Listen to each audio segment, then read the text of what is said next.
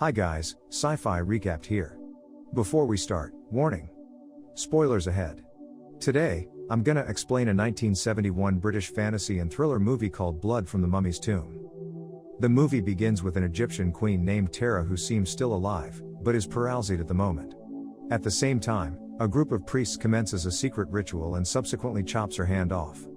They then throw the queen's hand away to the jackals. However, just before they devour the hand, the animals begin to collapse with their throats cut open while the hand, with a huge ruby ring on it, is crawling away. The priests eventually finish the ritual and shortly after they leave the tomb, a giant sandstorm strikes, killing everyone instantly. In the present day, a young woman named Margaret awakens from his recurring nightmare. Her scream alerts the father, Professor Julian Fuchs, who immediately comes to her room and calms her down.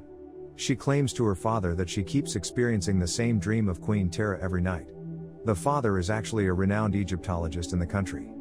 Unbeknownst to them, a mysterious man named Corbeck secretly observes them from a distance. The next day, Professor Fuchs surprises Margaret with a very beautiful ruby ring as her early birthday gift.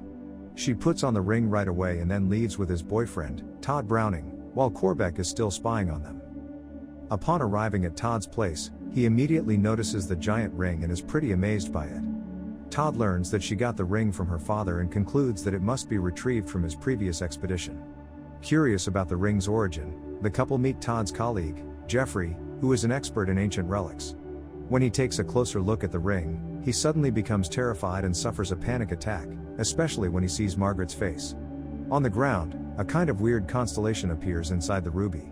Meanwhile, a fortune teller named Helen Dickerson also sees the same constellation and becomes panicked, suddenly suggesting her client to resume the session next week. On the other hand, Corbeck pays a visit to a man named Berrigan, who is currently treated in a mental hospital, or more like a mental jail. It seems like Corbeck is looking for something, but Berrigan tries to stop him from taking the relic. A guard then intervenes and restrains the man while telling Corbeck to leave at once. A few moments later, after calming himself, Jeffrey quickly heads over to his workplace and takes out a box that contains one of the jackal's skull. Shortly after, Corbeck arrives and Jeffrey reports to him that he has found the ring and the woman. Corbeck tells him to be ready as Margaret's birthday is in a few hours. Still that night, Margaret, who slept in her boyfriend's house, dreams of Tara who states that her spirit has never rested and implicitly reveals that her resurrection time is getting closer and closer. She continues that she deliberately guided a group of archaeologists, whom she appointed as guardians of her sacred relics, to find her tomb. A long time ago, the archaeologists, consisting of the young Professor Fuchs, Todd, Corbeck, Berrigan, and Helen, discovered the Queen's ancient relics and a coffin, containing Queen Tara's well-preserved body. They also found the Queen's severed hand and decided to take all the stuff. By the time the archaeologists found the body, Professor Fuchs' wife gave birth to Margaret, but her life couldn't be saved. Back to the present time, Margaret awakens and senses that something is not right, thus she puts on her clothes and decides to go home. Meanwhile, Professor Fuchs goes to the basement where he made the replica of the tomb and keeps the Queen's body inside it. The couple arrive at Margaret's house and suddenly hear screaming. They break into the basement, finding Fuchs severely wounded on the neck. Todd immediately calls Fuchs' personal doctor. Margaret suggests they call the police, but the doctor doesn't allow her to do so, saying that it is her father's instruction. While Fuchs is resting, Margaret silently returns to the basement and is very shocked when she discovers the Queen's body and realizes that Tara looks almost exactly like her. Not long after, Corbeck appears out of nowhere and introduces himself to Margaret. He explains that her father was obsessed with the Tara, Queen of Darkness, since he was young. Impressed with her father's dedication in the Egyptology world, Corbeck helped him by assembling a team to search the tomb. He is still amazed by how coincidentally Margaret was born in the Queen's image and on the same day when his father discovered the Queen's body. Corbeck believes that Tara's power is astral and dangerous, thus they must find a way to reunite Tara with her soul before it's too late. He then orders Margaret and Todd to reassemble the expedition team members, hoping that they can gather all the relics that are kept by the other archaeologists. As their first step, Todd calls Jeffrey, but he immediately hangs up the phone. The couple then head over to the mental hospital to talk to Berrigan. However, the old man is super horrified when he sees Margaret, thinking that she is Tara who comes to kill her. Margaret uses this opportunity to pretend to be the Queen and questions him where he keeps the snake artifact. Berrigan denies that it's in his possession, so she scares him with the ruby ring. As expected, Berrigan begins to scream in fear, attracting the guards' attention. They restrain the old man and tell the couple to leave. Just after they leave the room, a guard takes out the snake relic and scares him with it. Before they go, the guard puts the relic near him. That night, Berrigan suffers a panic attack again when he finds out that the snake relic is missing. The windows suddenly burst open, followed by a strong rush of wind wreaking havoc the whole room. Berrigan repeatedly asks for help, but to no avail. The wind eventually stops and unfortunately, Berrigan lies dead on the floor with his throat cut off. Back at home, the doctor tells Margaret that he finds a slight sign of paralysis on his father's left-hand side. The next morning, Margaret descends to the basement and discovers that the snake relic is somehow retrieved. Fuchs finally awakens from his coma and reveals to his daughter that he deliberately gave her the ring for protection. He later explains that the priests at Terra's era cut her hand off to symbolize that she was evil, also believing that with her body incomplete, her power would be destroyed. Thinking that her father is still hiding something, Margaret informs him that Berrigan is dead and she has been working with Corbeck to solve this problem. The professor becomes worried and tells her daughter to stay away from Corbeck. She ignores him and soon visits Corbeck's house.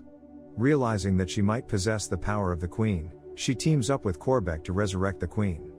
He agrees as he believes that Terra is beyond humans' laws and dogma, so he is very eager to learn from her, especially about immortality. Before she departs, Corbeck warns Margaret not to involve her father because the professor still believes that the Queen is the root of evil, not seeing her as an opportunity to take control over everything. On the other hand, Geoffrey is told about Berrigan's death. He immediately realizes that he's in danger and attempts to hide the skull. However, Margaret suddenly shows up, ordering him to hand over the relic. Geoffrey refuses and tries to escape through the stairs, but he accidentally kicks the box and loses the skull. While searching for it, he suddenly hears a loud howl of the jackal and decides to hide. Meanwhile, Margaret comes across Todd while leaving Geoffrey's place. He seems confused and becomes suspicious of her, but she dodges all the questions and quickly leaves. Todd enters the place, searching for Geoffrey all over the building until he finds Geoffrey's dead body, again with his throat slit off. While carrying Geoffrey's body away, he spots a glimpse of a jackal's shadow. Meanwhile at the basement, Corbeck and Margaret realize that the relic will magically return to the tomb as soon as the person holding it dies. A few moments later, Todd confronts them and urges Margaret to stop. However, his girlfriend has been obsessed with the Queen's power and refuses to withdraw her plan. Todd attempts to seek help and Margaret warns him that he'll be dead if he leaves. On his way, Todd crashes his car and dies with his throat full of blood. Margaret regrets her decision of wishing Todd death and eventually collapses. Professor Fuchs suddenly appears and argues with Corbeck, who already knows that Margaret will eventually die soon after the Queen's rebirth. The professor is dedicated to making sure that will not happen. He takes his daughter to his room and tells the doctor to anesthetize her. However, just before he manages to do it, Margaret, possessed by Terra, stands in front of him and kills him with her power. Margaret finally regains his consciousness and screams in shock when she sees the corpse. She then escapes from the house to retrieve the last relic, the cat. Not long after, Margaret arrives at Helen's place and politely asks for the cat relic. Helen intends to eliminate her, but later withdraws her intention after Margaret convinces her that she will spare her life. Unfortunately, after she hands over the relic, the cat relic somehow becomes alive and finishes her off. In the basement, Fuchs discovers that the cat relic has returned to the tomb. At the same time, Margaret and Corbeck arrive and begin the resurrection ritual. Corbeck puts the Queen's hand inside the tomb and reads the spell from the scroll. Halfway through the ritual, Margaret finally realizes that they will be meaningless once Terra is fully resurrected. Therefore, with all his energy remaining, Fuchs charges towards Corbeck and stabs him to death. However, Terra is revived and manages to prevent the professor and Margaret from stabbing her. Fuchs is choked to death, but Margaret eventually manages to strike the knife through the Queen's heart, putting her back to sleep forever. After that, the whole basement falls apart, leaving only one survivor from the scene. The next day, a woman whose face is fully wrapped in bandages awakens in the hospital. Question then arises, who are the women behind the bandages? Margaret or Terra? Subscribe to watch more videos like this, turn on notifications, and leave a like to help the channel out. Thank you for watching.